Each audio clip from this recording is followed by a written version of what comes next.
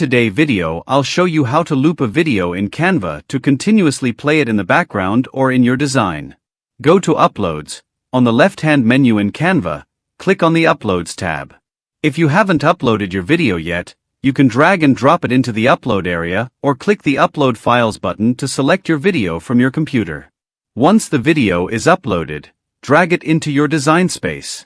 Adjust the size by dragging the corners to fit the full screen or the portion you need for your design. If you want to shorten the video, for example, for demonstration purposes, select the video, and you'll see a timeline appear. Use the trimming handles to shorten the video to the desired length. With the video selected, go to the toolbar at the top. In the top toolbar, select Playback. Toggle the option Play on Repeat to ensure the video loops continuously. Hit the play button to preview your video. You'll notice that after it finishes, it will automatically start over, looping continuously. Once you're happy with your video loop, click the Share button in the top right corner and select Download.